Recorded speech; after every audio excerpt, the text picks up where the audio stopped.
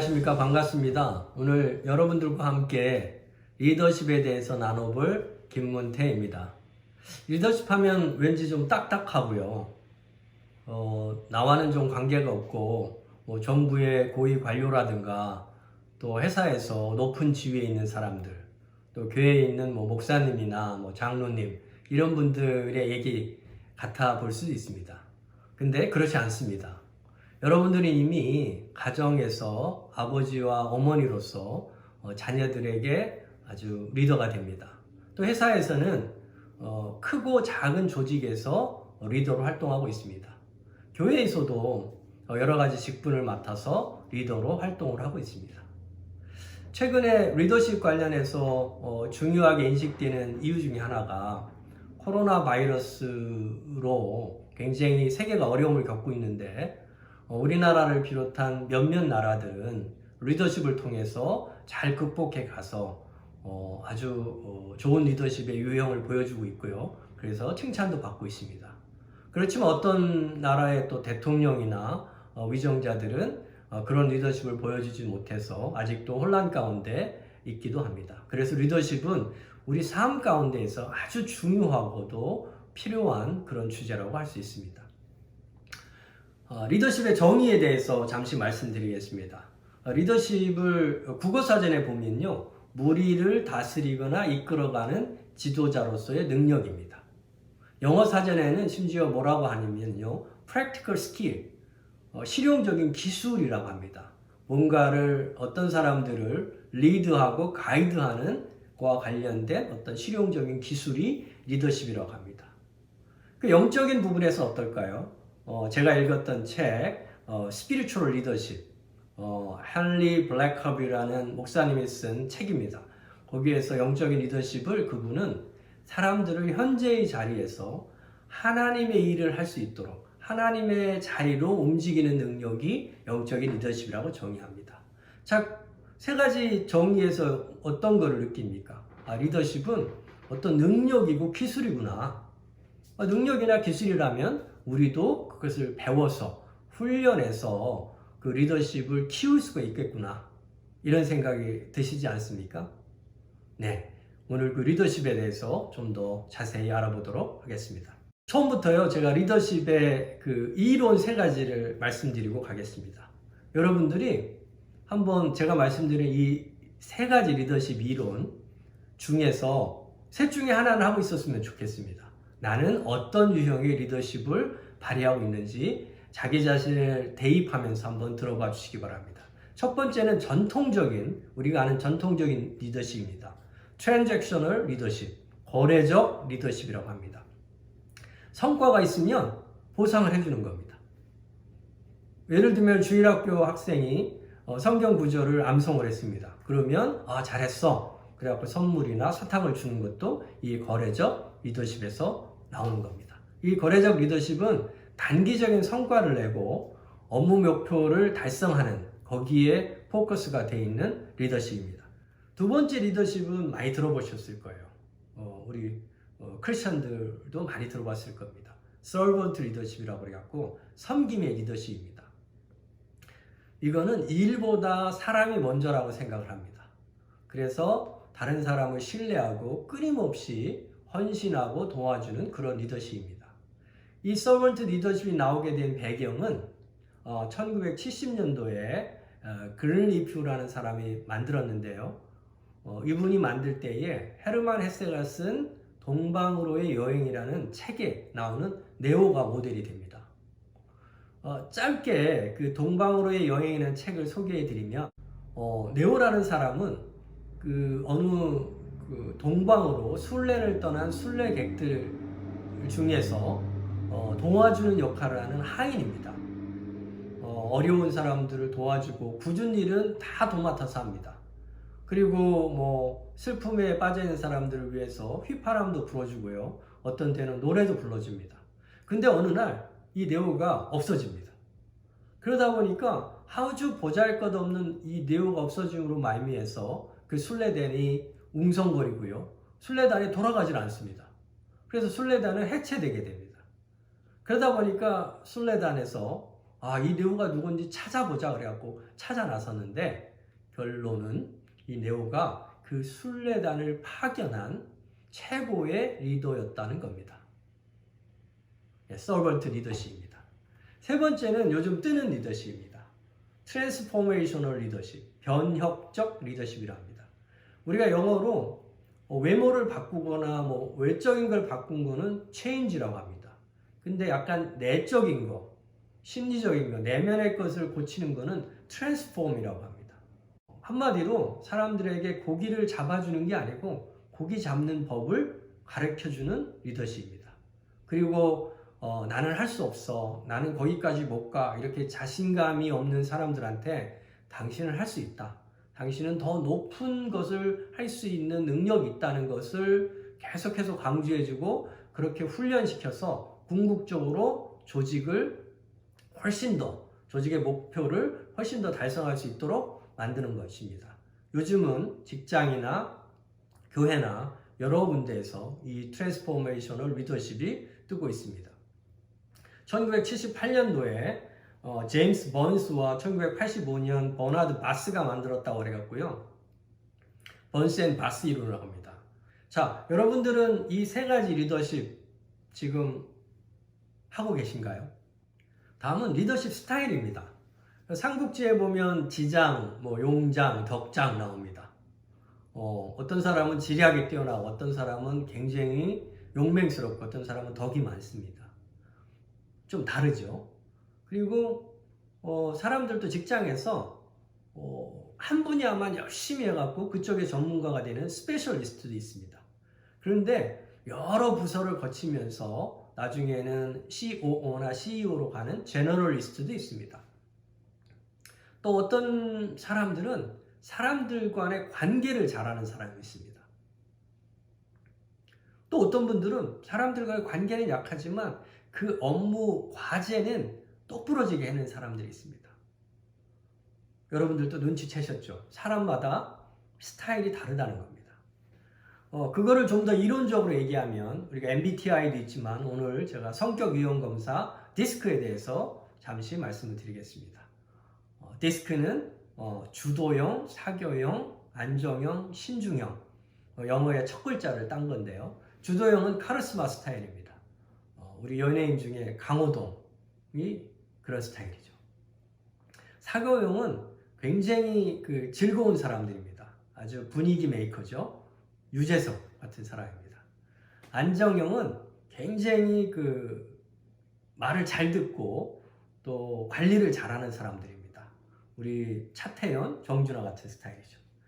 신중형은 굉장히 엄격합니다. 자기 자신한테도 엄격하고 굉장히 공경하고 업무의 절차나 이런 거를 완벽하게 지킬 때에 만족감을 얻는 사람들입니다.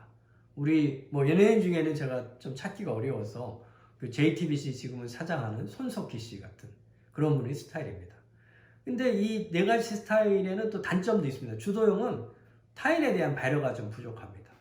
사교형은 지시가 구체적이지 않고 알아서 잘해주기를 원하기 때문에 좀 마무리가 약한 게 있습니다.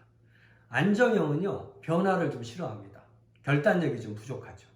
신중형은 너무 완벽한 걸 추구하다 보니까 이 창의성이 좀 떨어집니다. 근데 이 네 가지 스타일에 좋고 나쁜 게 있을까요? 없습니다. 그냥 차이는 차이인 겁니다. 리더십이 그럼 왜 어려우냐? 왜 리더십이 안 되느냐? 이 얘기를 좀 같이 나눠봤으면 좋겠습니다. 좀 전에 말씀드렸듯이 리더십의 스타일이 다르고 사람마다 성격도 다 다르다는 겁니다. 먼저 우리 리더들이 알아야 될 거는 내가 어떤 능력을 갖고 있는지 알아야 됩니다. 그리고 내가 뭐가 부족한지를 먼저 깨달아야 됩니다. 여기 그림에 보시면 물통이 두 개가 있습니다. 하나는 왼쪽에 있는 거는 물이 가득 찰 수 있겠죠. 근데 오른쪽에는 그렇게 비어있는 부분까지만 물이 차고 가득 차지 못합니다. 예를 들어 사람이 리더십이 있다 할 때 네 가지를 얘기하기도 합니다. 똑똑하다, 결단적이다, 성실하다, 또는 친근하다. 이 네 가지를 다 갖고 있는 사람은 제일 좋겠지만 제가 지금까지 살면서도 이 네 가지를 다 갖고 있는 사람은 만나보지 못한 것 같습니다. 어떤 분들은 세 가지, 두 가지, 한 가지는 굉장히 장점이 있는데 나머지는 부족한 거죠. 저 자신도 마찬가지입니다. 그래서 우리 리더들은 자기가 부족한 게 무언가를 깨닫고 그것을 채우려고 노력을 해야 됩니다. 두 번째는요, 리더들은 내가 하는 나 말고 상대방, 우리의 자녀들이, 우리의 아내나 남편이, 또 직장에서 상사나 동료나 부하들이, 교회에서 우리 성도들이 나를 어떻게 보는지를 깨닫는 것도 중요합니다. 거기에 어떤 갭이 있다면, 내가 아는 나와 상대방이 아는 나의 갭이 있다면 그것을 또한 줄여가야 됩니다. 리더들이 반성해야 될 것 중에 가장 치명적인 게 어떤 잘못이 있냐면요. 야, 나는 지금까지 그거 다 해봐서 그거 난 다 알아. 내가 다 안다는 착각입니다. 그 착각을 버려야 좋은 리더십을 가지는 시초가 될 수 있습니다. 두 번째는 이 방향 그룹과 워킹 그룹의 차이가 있다는 겁니다. 리더들은 항상 뭔가 방향을 제시하는 그런 사람들이죠. 근데 그 방향을 제시해 줬을 때 그 일을 행하는 워킹 그룹, 따르는 그룹은 생각이 다를 수 있다는 겁니다. 예를 들어 1945년부터 1965년까지 2차 세계대전 이후에 태어난 사람들을 우리는 흔히 베이비붐 세대라고 합니다. 우리나라에도 58년생 개띠 들어보셨죠? 100만 명이 태어났다고 합니다. 현재도 한국에 80만 명이 살고 있고요. 20만 명은 돌아가시거나 또 해외에서 생활하고 있다고 합니다. 지금 작년에 신생아 수가 지금 35만 명 정도 되니까 100만 명이 얼마나 많은 58년도에 100만 명이 태어난 겁니다. 미국에도 마찬가지입니다. 그 X세대가 있습니다. 그 위 세대는 60년대 후반부터 80년대 초까지를 X세대라고 합니다. 전통적으로 서태지와 아이들이 활동한 1990년대 대학을 다닌 사람들을 X세대라고 합니다. X세대는 베이비붐 세대처럼 열심히 일은 했지만은 약간 반항적인 기질이 있습니다. 그 위에 이제 밀레니얼 세대라고 해서 Y세대가 있습니다. Y세대는 부모님들, 그러니까 베이비붐 세대들이 낳은 자녀들이 Y세대입니다. 그래서 이 Y세대는 경제적으로 많이 풍족하고요. 자기 결정력도 상당히 강한 그런 사람들입니다. 근데 요즘은요, Z세대가 있습니다. Z세대는 90년대 후반부터 2000년대 초반까지 태어난 사람들입니다. 우리 그 신조어가 있는데요. 이 Z세대는 디지털 원주민이라고 합니다. 디지털의 네이티브라는 얘기죠. 무슨 얘기냐면 제가 하나 예를 들어보겠습니다. 세대 간에 이런 차이가 있다는 게 베이비붐 세대나 X세대가 여행을 갈 때는 유럽 여행을 간다고 생각을 해보시죠. 영국, 프랑스 가는데 하루에 유명한 관광지 한 7곳을 갑니다. 그리고 일단 사진을 탁 하나 받고요. 빨리빨리 구경하고 막 돌아옵니다. 근데 Y세대나 특히 Z세대는 그런 걸 싫어합니다.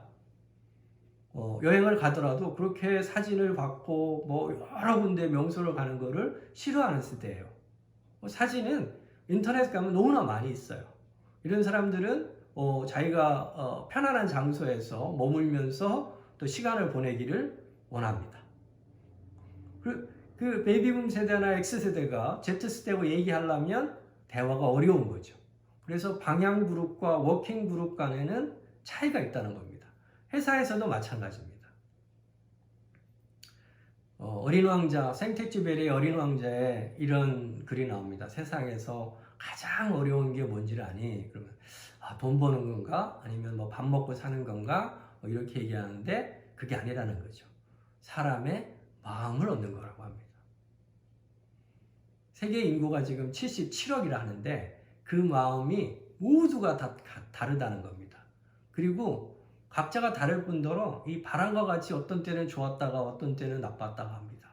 그런 사람들의 마음을 얻는다는 게 굉장히 어려운 겁니다. 가정에서 아이들의 마음을 얻는 것도 어렵고요. 직장에서 부하 직원들의 마음을 얻는 것도 굉장히 어렵습니다. 세 번째, 리더들이 좀 반성해야 될 거는 동기부여 방법을 잘 모른다는 겁니다. 현재도 리더라고 하는 분들의 90% 정도는 신상 필벌, 당근과 채찍이죠. 이것이 동기부여 방법이라고 생각한다고 합니다. 요즘은 그렇지 않죠. 첫 번째는 펀해야 됩니다. 아주 재밌어야 돼요. 재밌는 리더가 아주 중요합니다. 두 번째는 칭찬을 해줄 수 있어야 돼요. 칭찬은 무엇도 춤추게 한다고 그랬죠? 말이 안 되는 얘기죠. 고래도 춤을 추게 한다고 합니다. 그 미국의 유명한 사업가이자 강연가인 메리 애쉬가 얘기한 게 있습니다. There are two things people want more than sex and money. 인간의 근원적인 성이나 돈보다도 더 원하는 두 가지가 있다. 그게 recognition and praise입니다. 인정과 칭찬입니다.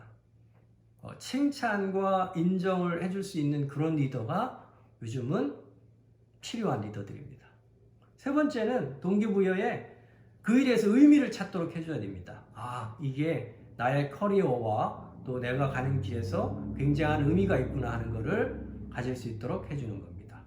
왜 동기부여가 중요하냐면 학교든 직장이든 영리단체가 아닌 교회든 거기에는 그 조직의 목표와 목적이 있습니다. 그거를 달성하기 위해서 반드시 그 구성원들이 자기 안에서 동기를 부여하고 그 일을 잘 따를 때 그 조직은 잘 흘러가게 되고 목표로 한 거를 달성할 수 있게 된다는 겁니다. 그래서 동기부여가 중요합니다. 다음은 리더십이 어려운 게요. 세상이 너무 빠르게 변하고 있습니다. 저는 그렇게 느끼고 있는데 여러분들은 어떠신지 모르겠습니다. 정치, 경제, 사회, 기술 이 네 가지를 영어로 약자로 이제 패스트라고 하는데요. 정치, politics죠. 예전에 제가 학교에서 경영을 배울 때나 또 실제로 경영 현장에 있을 때 가장 많이 쓰고 또 들었던 얘기가 윈윈입니다. 경영을 통해서 나도 좋게 되고 상대방도 좋게 되자. mutual interest라는 말도 쓰고요. 윈윈을 배웠는데 요즘 정치는 어떻습니까? 러시아, 중국, 남미 국가들 또 심지어 동남아시아 국가들까지 또 미국은 여러분 잘 알다시피 요즘은 아메리카 퍼스트입니다. 나 우선주의, 국가 우선주의 이런 게 지금 정치가 흘러가고 있습니다. 경제는 어떻습니까? 수요와 공급이 역전되고 있습니다. 시장은 글로벌하게 열려 있고 수요보다 공급이 많은 치열한 경쟁이 있는 것이 현재의 경제 상황입니다. 사회는 어떻습니까? TGIF 우리가 TGIF는 Thanks God It's Friday 이거를 기억하실지 모르겠지만 트위터, 구글, 인터넷, 페이스북 이게 지금 세상을 이끌어가고 있다고 해도 과언이 아닙니다. 거기다가 언택트 그래갖고 비대면이죠. 요즘은 쇼핑으로 다 온라인으로 쇼핑이 다 가능합니다. 의료도 요즘은 비대면 의료가 좀 시초 단계에 있습니다. 요즘은 코로나 바이러스 때문에 예배도 온라인으로 드리고 있습니다. 비대면 이런 활동들이 사회적으로도 많이 바뀌어가고 있는 그런 추세입니다. 기술은 어떻습니까? 4차 산업혁명 시대라고 합니다. 자동화, 인공지능. 저는 한 10년 전만 해도 우버나 에어비앤비는 생각을 못 해봤습니다. 근데 여행을 가면 우버가 굉장히 편합니다. 택시는 기다려야 되고 돈도 거기서 지불해야 되고 그러는데 우버는 인터넷으로 연락하면 5분도 안 돼서 오고요. 돈도 따로 낼 필요가 없습니다. 제 구좌에서 그냥 다 가져가게 됩니다. 에어비앤비 지금 집들을 공유해서 같이 쓰는 그런 거죠. 이런 것들을 이런 패러다임 시프트라고 하는 게 최근에 기술의 혁명을 통해서 일어나고 있습니다. 세상이 굉장히 바뀌어가고 있는 거죠. 그러다 보니까 조금 이제 저희들 리더라고 하는 사람들이 굉장히 생각해야 될 게 많고 리더십을 발휘하기도 어렵다는 얘기입니다.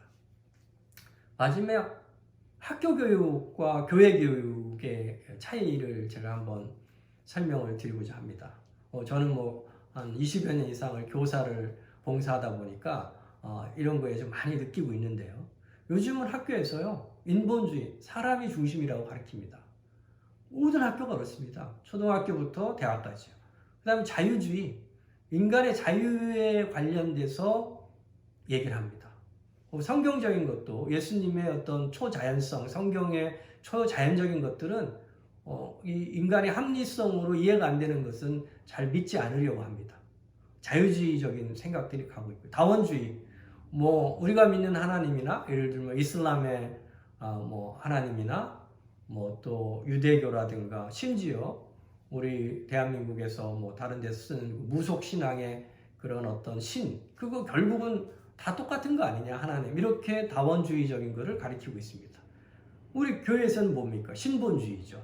인간은 하나님이 창조한 피조물이고 인간은 하나님을 영화롭게 하는 것이 인간이 지어진 존재 목적이라고 가리키고 있고 그렇게 지금 살아가고 있습니다. 인본주의와 완전히 다른 거죠. 복음주의, 예수님은 완전한 인간이셨고 또 완전한 신이었습니다. 예수를 통해서 우리가 구원받는 길이고 오직 예수밖에 구원의 길이 없다고 우리는 가르치고 있습니다. 유일신이죠. 하나님은 한 분이죠. 자, 이게 학생들이 주일학교 학생만 해도 학교에 가면요, 하루에 8시간씩 5일을 하면 40시간을 이걸 배우고 있는 겁니다. 근데 우리 주일학교는 예를 들면 1시간 그러니까 설교 말씀이나 공과 공부 1시간으로 끝나는 겁니다. 40대 1인 거죠. 굉장히 어려운 겁니다. 그래서 많은 학자들은 가정에서 엄마 아빠의 역할이 굉장히 중요하다고 합니다. 리더로서의 엄마 아빠죠. 엄마 아빠가 모델이 되는 겁니다. 그러면 리더십을 훈련하기 위해서 어떤 스킬들이 있어야 되는가? 제가 오늘 좀 몇 가지 핵심만 여러분들에게 얘기를 하도록 하겠습니다. 첫 번째 사진입니다. 이게 시원하죠? 여기 어딘지 아세요? 저는 여기 리프팅 하러 몇 번 갔었는데요. 동강입니다, 동강. 자, 패러글라이딩을 타고 있는 거죠. 이거를 버드 아이 뷰라고 합니다. 새가 날아가면서 보는 뷰죠. 제가 예전에 좌우명으로 나무도 보고 숲도 보자를 가졌던 적이 있습니다. 그러니까 제가 이 그림을 보여드리는 이유는 좀 숲을 보시라는 얘기입니다. 너무 단기적이고 너무 디테일한 것만 보지 말고 소위 얘기하는 빅픽처, 큰 그림을 좀 볼 수 있어야 된다는 겁니다. 저는 성경을 읽는데도 이런 생각이 좀 도움이 됩니다. 그래서 어떤 구절을 읽으면 이게 구약에서는 어떻게 얘기가 됐더라. 또 다른 복음서에서도 마태는 이렇게 얘기했는데 요한은 누가는 이렇게 얘기했더라. 이런 거를 보면서 읽어보는 그런 습관이 있습니다. 그 행간을 읽으라는 말 있지 않습니까? 영어로 read between the line. 행간을 읽는 능력이 필요합니다. 그러려면 숲을 보는 능력, 그런 능력이 좀 필요합니다. 그런 훈련이 필요합니다. 두 번째는 좀 그래프가 조금 어렵죠. 영어도 쓰고 했는데 아주 쉽습니다. 첫 번째 제가 강조드릴 거는 목표가 있어야 됩니다. 리더나 리더십은 혼자 있을 때는 필요 없는 겁니다. 리더는 팔로워가 있다는 거고요. 조직이라는 데서 있는 겁니다. 그게 학교든 직장이든 가정이든 교회든요. 그 조직에는 반드시 목표가 있고 목적이 있습니다. 그거를 알고 정하라는 겁니다. 근데 거기서 하나 더 나가면 그 목표를 우선순위를 정해보라는 겁니다. 이 그림이 좀 어려운데 이 그림을 이야기하기 전에 쉽게 이런 겁니다. 그런 거 들어보셨죠? 세상에는 급한 일이 있고 중요한 일이 있습니다. 근데 사람들은 급한 일만 합니다. 중요한 일은 좀 밀어놔요. 그렇게 되면 무슨 일이 발생하느냐면요. 영어로 소방관, 파이어파이터 같이 맨날 불을 끄러 다녀야 됩니다. 그러니까 급한 일도 반드시 해야 됩니다. 그렇지만은 중요한 일도 잊지 말고 하라는 겁니다. 여기 그래프에 보면은 low hanging fruit이라는 게 있습니다. 아래축은 이게 얼마나 어려운 건지에 대한 실행의 난이도에 관한 거고, 이 오른쪽 그 위아래 축은 그것에 오는 효과를 한 겁니다. 어떤 거는 효과가 크고 어떤 거는 작고입니다. 근데 어렵지 않은데 효과도 크진 않아요. 그거를 low hanging fruit, 과일 나무인데요. 손만 올리면은 따먹을 수 있는 과일입니다. 이건 그냥 따면 돼요. 이건 해야 됩니다. 이것도 해야 되죠. 근데 두 번째는 뭐냐면 난이도도 그렇게 어렵지 않은데 효과는 커요. 그거를 전문 용어로 quick wins라고 합니다. 빨리 얻을 수 있는 아주 좋은 성과죠. 이거 반드시 해야 되죠. 세 번째 중요한 거는 어려워요. 어렵긴 한데 이 효과가 굉장히 커요. 그거를 must have라고 합니다. 반드시 가져야 되는 거죠. 네 번째는 어려운데 효과는 없어요. 그거를 money pit이라고 그래갖고 이거는 돈만 먹는 구덩이에요. 돈 먹는 구덩이. 이거는 할 필요 없어요. 스킵해도 됩니다. 우리 교회에 한번 제가 제 생각을 한번 얘기해 볼까요? must have가 뭐가 있을까? 저는 개인적으로는 목장을 잘 활성화하는 게 must have 같아요. 그리고 목장 시스템을 잘 갖추고 목자 목녀들을 잘 교육하고, 그 다음에 언제인지 모르지만 지금 이렇게 고착화되어 있는 목장 조직을 한 번쯤은 바꿔서 원래 본래의 목적으로 목장 조직의 세일 조직의 본래의 목적으로 돌아가는 거 한 번쯤 해봐야 되지 않을까. 그러니까 must have에 놓는 겁니다. 그래서 일하는 건 쉬워요. low hanging fruit, 열매 딸 수 있는 거 먼저 따고요. quick win, 그거 하고요. 그 다음에 must have 하면 됩니다. 시간은 다르겠죠. 그러니까 이 일에 대한 목표를 정해보라는 거하고 그 일에서의 우선순위를 정해보라는 겁니다. 다음은 목표 프레임을 짜라는 겁니다. 이거는 좀 직장 다니시는 분들한테 더 유익한 정보일 수 있습니다. 뭐냐면은 모든 조직에는 비전이 있습니다.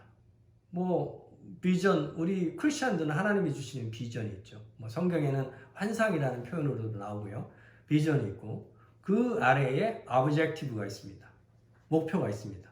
그 다음에는 그 objective를 달성하기 위한 스트래티지와 그다음 액션 플랜이 있습니다.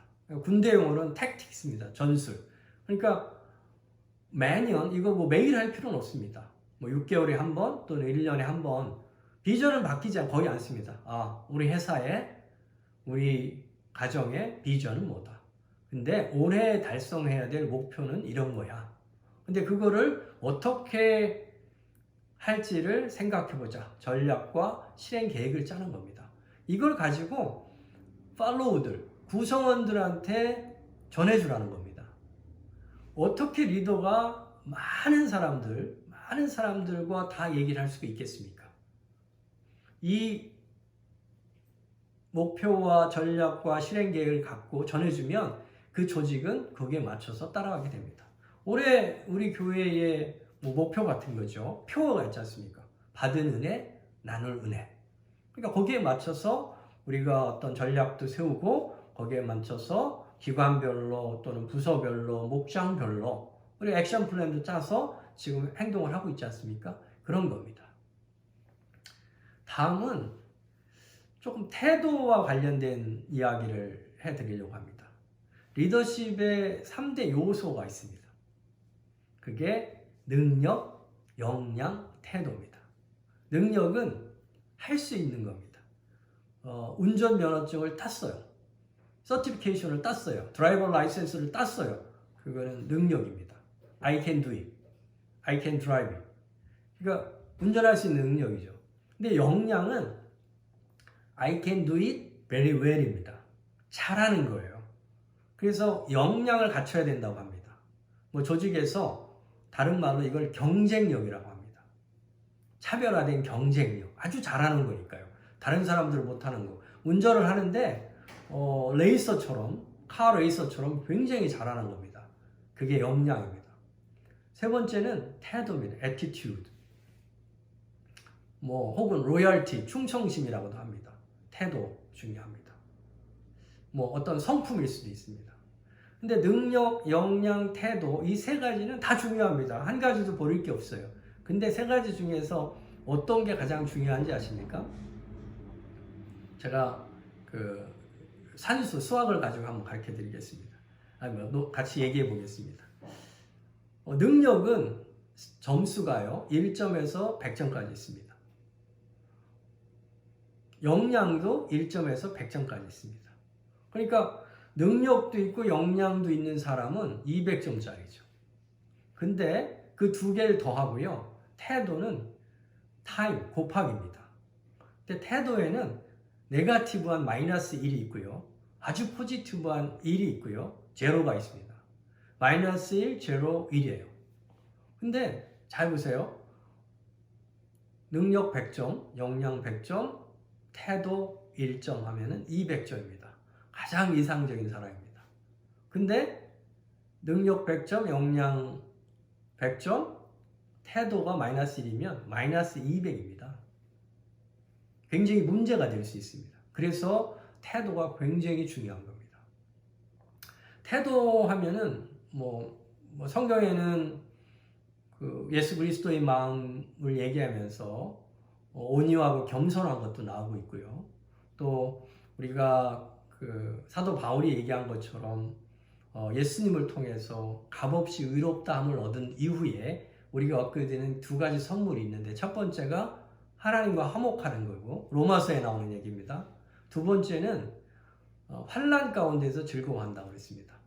환난 가운데 어떻게 즐거워할까? 그러니까 환난은 인내를, 인내는 연단을, 연단은 소망을 이루는 줄 암이라 할 때 그 연단이 영어로 하면 캐릭터입니다. 저는 그 말씀을 묵상하면서 왜 캐릭터라고 했을까? 예수님이 가진 성품이 나의 성품이 되는 것이 연단이구나. 그렇게 되면 환난까지도 즐거워하는구나. 저는 그렇게 생각을 해본 적이 있습니다. 자, 태도가 리더십에서 굉장히 중요하다는 얘기를 지금 드리고 있습니다. 태도 관련해서 여러분들 많이 나누시고 들어본 얘기가 경청입니다. 소통이고요. 맞습니다. 소통, 경청이 굉장히 중요합니다. 경청을 할 때 이 한자로 보시면 경은 기울일 경입니다. 이렇게 기울여서 들으라는 얘기죠. 근데 이 들을 청자가 재미있습니다. 들을 청자를 한자로 풀어보면 귀, 이가 있고요. 눈, 목이 있고 마음심이 있습니다. 그러니까 귀로 듣고 눈으로 보고 마음으로 공감하라. 이게 경청입니다. 소통을 잘하는 1단계가 이 경청입니다. 우리가 언어 능력을 얘기할 때 네 가지를 얘기합니다. 말하기, speaking 있죠. 글쓰기, writing 있고요. 그 다음에 글을 읽는 reading 있습니다. 그 다음에는 listening 있습니다. 근데 가만히 생각해 보세요. 초등학교부터 우리 삶 가운데 말하기, 웅변 학원도 있고요. 말하기도 배우고, 글을 읽는 것도 배우고, 또 쓰는 것도 배웁니다. 근데 어디 리스닝을 배워본 적이 있으세요? 리스닝을 아무도 안 가르쳐요. 이 굉장히 중요한데 리스닝을 안 가르치면서 경청이 지금 문제가 되고 있는 겁니다.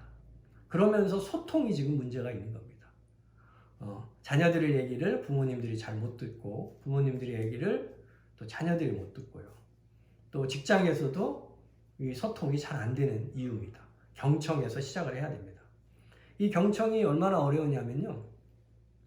사실 저도 많은 저직원들을 데리고 같이 일을 해봤었는데 얘기를 하면요. 다음에 물어보면 언제 그런 얘기를 했느냐고 질문합니다. 사람들은 자기가 듣고 싶은 것만 듣는 경향이 있어요. 리스닝을 훈련하지 않아서 그렇습니다. 한국말로 얘기하더라도요. 영어로 미국인과 얘기하는 건 그래서 훨씬 더 어렵고 굉장히 신중해야 됩니다. 한국말로 얘기하더라도요. 여기 100명이라는 사람이 있는데 100명이 제가 한 얘기를 다 이해하게 만들려면 똑같은 말을 6번은 해야 알아듣는답니다. 같은 한국말로요. 그래서 이 커뮤니케이션이 굉장히 어렵고도 중요한 겁니다.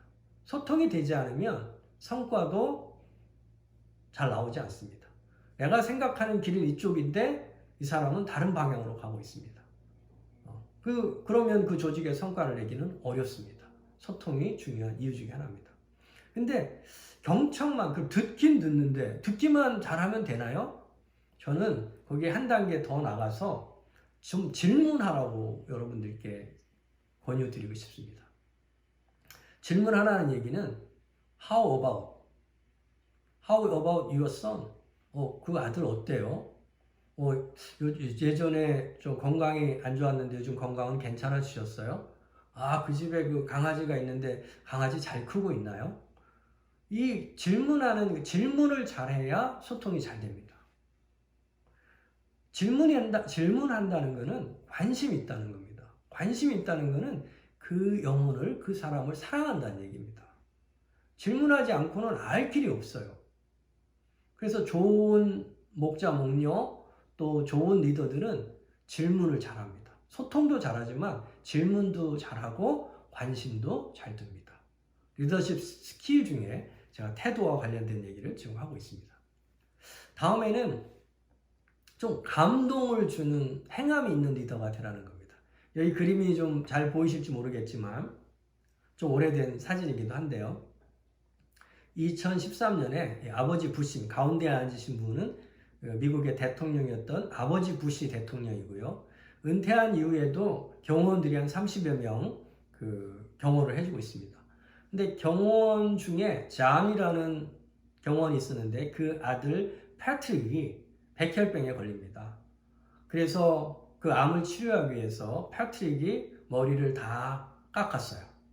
그랬을 때에 그 아버지가 머리를 깎으니까 부시 대통령과 모든 경호원들이 같이 머리를 깎아준 겁니다. 너의 아픔을 같이 간다는 거죠. 그러니까 감동을 주고 공감을 주고 또 사실 머리 깎는 거 쉬울 수도 있지만 또 어려울 수도 있습니다. 같이 행함이 있는 거죠. 마지막으로 리더십 스킬 중에 팀워크라는 게 있습니다. 한 사람이 성과를 낼 수 있는 거는 정말 열심히 하면 할 수 있는 거 200%까지 할 수 있을 수도 있습니다. 근데 조직은요, 조직이 인류가 만든 어떤 유형 중에 생산성 측면에서 보면은 가장 유용한 툴이라고 합니다. 이 조직에서는요, 팀 플레이를 어떻게 하느냐에 따라서 700%, 1000%도 낼 수가 있습니다. 팀워크에 관련돼서 여러분 오늘 제가 준비한 영상 하나 보도록 하겠습니다. 다음 보여드릴 동영상은 우리가 잘 아는 토끼와 거북이에 관련된 영상입니다. 잘 아는 것처럼 첫 번째는 토끼가 중간쯤 가다가 잠이 들어서 거북이가 이기게 되는 그런 내용입니다. 이때 거북이의 그 장점이 어떤 거였나요? 그러니까 성실한 거죠. 꾀를 부리지 않고 끝까지 노력해서 잔꾀를 부린 토끼를 이긴 그런 케이스가 되겠습니다.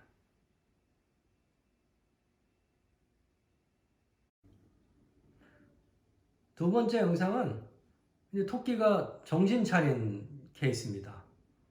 그래, 그때 내가 너무 자만했어. 내 장점인 달리기를 이용해서 이번에는 지지 않고 꾀를 부리지 않고 계속 달릴 거야. 당연히 그 경주에서는 토끼가 이겼겠죠. 토끼의 장점인 전문 용어로 핵심 역량이죠. 핵심 역량인 빠른 그리고 믿을만한 믿음직한 그런 노력으로 토끼가 승리하는 게 두 번째 이야기입니다.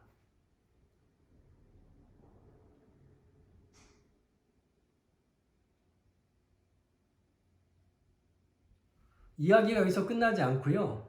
세 번째는 거북이가 가만히 생각을 해봅니다. 내가 왜 졌지? 맞아. 육지에서 달려갖고는 내가 이길 수가 없어. 그래서 거북이가 토끼한테 얘기합니다. 야, 내가 어디까지 달릴지는 내가 정할게. 토끼, 이번에도 내가 이길 거니까 네가 정해봐. 그런데 거북이는 피니시 라인이 있는 그 전에 이렇게 강이 있도록 설계를 합니다. 게임을 바꾼 거죠. 게임의 룰을 바꿔서 자기한테 유리한 것으로 해서 거북이가 승리하는 게 세 번째 이야기입니다.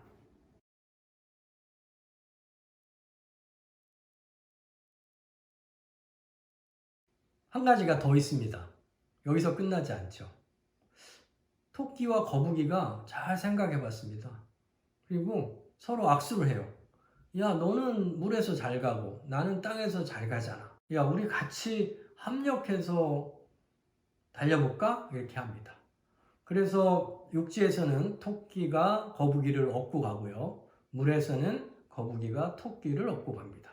당연히 가장 빠른 최고의 결과, 그리고 토끼와 거북이 모두 승리하는 그런 결과를 얻은 거죠. 이 비디오에서 보여주고자 하는 내용은 팀워크가 성과를 내는데 굉장히 중요하다는 것입니다.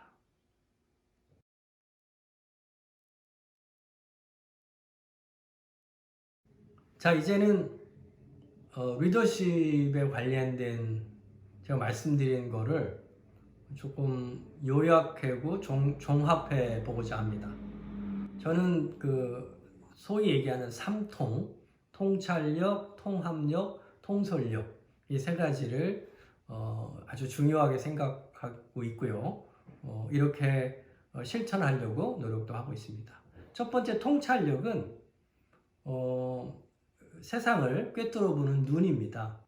이거는 직관하고는 다릅니다. 직관은 그냥 어떤 감으로 하는 거고요. 이 통찰력은 어떤 근거, 확실한 근거를 갖고 하는 겁니다.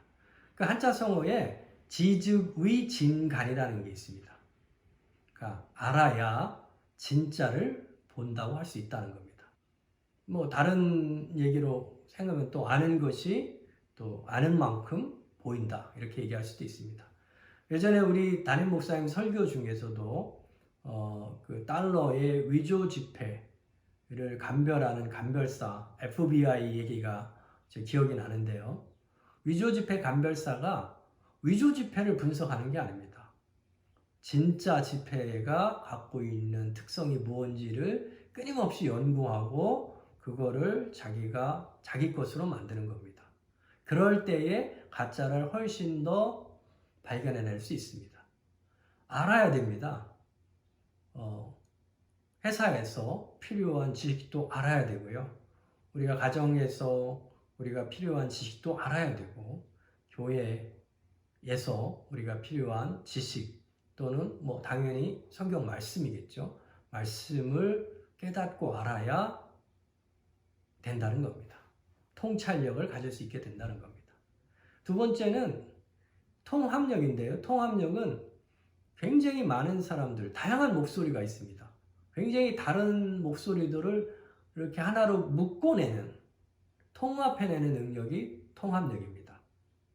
이걸 잘하려면 좀 전에 말씀드린 소통과 경청과 질문을 잘해야 됩니다. 그 얘기는 다른 말로 관심이고 사랑이라고도 말씀드렸습니다. 세 번째는 통솔력입니다. 통솔력이라는 것은 제가 리더가 얘기하는 거에 대해서 구성원들이 존경하며 리스펙트하면서 따르는 겁니다. 가정에서 아이들이 엄마와 아빠를 존경하며 따릅니다. 직장에서도 부하 직원들이, 동료들이 내 얘기를 경청하고 따라줍니다. 내 일처럼 적극적으로 해줍니다. 이게 통솔력입니다. 이걸 가지려면 어센틱하다고, 이 진정성이 있어야 됩니다. 솔선수범해야 됩니다. 진정성이 있어야지 임기응변으로 하는 것들은 금방 탄로가 납니다. 늘 자기 원칙을 가지고 진정성을 가지고 대할 때 이 통솔력이 생깁니다. 그 다음에는 제가 현장에 대한 얘기를 좀 강조드리고 싶습니다. 이런 말이 있습니다. 현장 경험이 없는 리더는 파워가 없다. 현장에 경험이 없는 리더는 파워가 없다. 이 현장이 어디입니까? 우리 제조법인 같은 데는 생산 현장입니다. 그래서 혼다 자동차의 창업자인 혼다 소이치로는 3현주의를 얘기를 해서 도요타라든가 현대자동차가 3현주의를 많이 인용해서 쓰고 있습니다. 3현이 뭡니까? 현장에 가서 현물을 보고 현실을 직시해 보면 풀지 못하는 숙제가 없다는 겁니다. 근데 많은 사람들은 현장에 가보지 않고 책상에만 앉아서 판단하고 대책을 세웁니다. 그거 갖고는 부족하다는 겁니다. 또 뭐 생산 현장만 현장은 아닙니다. 영업하시는 분들은 고객이 바로 현장이고요. 학교가 바로 현장이고 선교사님들은 선교지가 또 현장이고 또 우리 교회의 리더 그룹들한테는 우리 성도님들과 성도님들의 가정이 현장입니다. 그런 현장에 대해서 끊임없이 알아가고 소통해 갈 때 그런 때에 통솔력이 생긴다는 겁니다. 통찰력, 통합력, 통솔력 이 3통을 저는 여러분들한테 리더십을 축약해서 오늘 말씀드리고 싶습니다. 마지막으로 시간이 많이 됐지만 아주 짧게 한 3분 정도만 영적 리더십에 대해서 좀 말씀을 드리겠습니다. 초대에 말씀드렸지만 영적 리더십은 사람들을 움직여 하나님의 일을 하게 하는 겁니다. 그러니까 이 리더가 이 사람들을 움직여 하나님을 이 일을 하게 하려면 어떤 능력이 필요하겠습니까? 믿음 충만해야 되는 겁니다. 성령으로 충만해야 됩니다. 마태복음 10장과 누가복음 12장에 보면 참새 얘기가 나옵니다. 예수님이 참새를 가지고 우리 인간을 비유해서 얘기를 합니다. 참새 2마리가 한 아사리온에 팔린다고 합니다. 아사리온은 데나리온의 뭐 한 6분의 1 가치밖에 안 되는 아주 작은 금액입니다. 데나리온이 하루 품삯이니까요. 하루 품삯이 6분의 1도 안 되는 그 돈으로 참새 2마리를 살 수 있는 겁니다. 마태복음 10장에 있습니다. 누가복음 12장에 보면 2 아사리온으로 참새 5마리를 산다고 나와 있습니다. 그러니까 제가 보기에는 원래는 2 아사리온은 참새 4마리여야 되는데 5마리, 한 마리 끼워 파는 거죠. 한 마리 끼워주는 거죠. 그런 정도로 가치 없는 참새도 하나님의 허락이 없으면 하나도 땅에 떨어지지 않는다고 합니다. 코로나 바이러스 때문에 지금 어려운 시기를 살고 있습니다. 근데 하나님께서 그 참새 한 마리도 하나님이 허락하지 않으면 그 생명을 앗아가지 않는데 우리 인간은 어떻겠습니까? 예수님이 그러십니다. 하나님은 너희의 머리털을 세시는 분이다. 너희는 참새보다 더 귀한 존재가 아니냐. 이렇게 얘기를 하십니다. 이 머리털을 세신다고 할 때 이 카운트 하는 게 아니고 머리털이 10,000개가 아니고요. 하나님은 77억 인구의 머리털에 넘버링 한다고 되어 있어요. 1번 머리털, 2번 머리털 이렇게요. 그러니까 하나님이 굉장히 세밀하게 우리 인생에 관여하고 계시고 있고 여러분들을 지켜주시고 있다는 겁니다.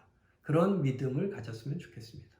제가 좋아하는 시편 23편에 있는 말씀 여호와는 나의 목자시니 내게 부족함이 없으리로다. 그가 나를 푸른 풀밭에 누이시며 쉴만한 물가로 인도하시는도다. 다윗이 사울 임금에 쫓겨서 여러 번 죽을 고비를 넘기고 10년 동안 도망 다녔습니다. 그 다윗이 그런 어려운 가운데에도 여호와는 나의 목자시니 내게 부족함이 없으리로다. 저는 그 말씀을 믿음의 충만, 성령의 충만이라는 것을 생각할 때마다 묵상하는 말씀입니다. 자, 오늘 강의 어떠셨는지 모르겠습니다. 리더십이라는 게 조금 개념적으로 또 나한테 와닿는지 모르겠습니다. 이런 말을 하신 분이 있습니다. 왜 리더가 없다고 한탄을 하느냐? 그렇게 얘기하는 당신이 리더가 되면 될 거 아니냐? 이렇게 얘기하신 분이 있습니다. 어렸을 적에 일찍이 복음을 받아들이고 미국의 캘리포니아에 와서 처음으로 야학을 했던 그런 민족의 지도자이기도 한 도산 안창원 선생님이 얘기한 말입니다. 여러분들이 리더가 될 수 있다는 겁니다. 그 다음에 제가 맺는 말로 좋은 리더는 좋은 팔로워이기도 합니다. 저는 특히 요즘 마태복음, 마가복음, 누가복음, 요한복음 복음서들을 읽으면서 예수님의 생애를 봅니다. 예수님은 완전한 신이셨는데도 불구하고 또한 완전한 인간이시기 때문에도 하나님의 말씀을 끊임없이 따르고 성경의 예언을 이루고 하나님의 말씀대로 살려고 늘 한 번도 하나님과 떨어진 적이 없이 살아가는 것을 느끼게 됩니다. 그러니까 저희들 삶에 모범이 있는 겁니다. 본보기가 있는 겁니다. 그게 누구시냐면 예수 그리스도입니다. 우리는 좋은 리더가 되려면 예수님을 따르는 좋은 팔로워가 되어야 할 것 같습니다. 여러분은 지금 서 있는 곳, 가정이나 학교나 직장이나 교회나 그곳에서 제가 말씀드린 어떤 리더십의 개념과 또한 몇 가지 스킬들을 가지고 그리고 플러스에서 우리는 크리스천이기 때문에 영적인 리더십, 성령 하나님이 허락해 주시는 또 성령 하나님이 이끌어 주시는 그런 영적인 충만함의 능력을 가지고 세상에 나가서 생활할 때 여러분들의 가정과 직장과 또 교회가 번창하고 부흥하고 승리하는 그런 일이 있을 줄 믿습니다. 장시간 부족한 강의 들어주셔서 감사합니다. 좋은 저녁 되십시오.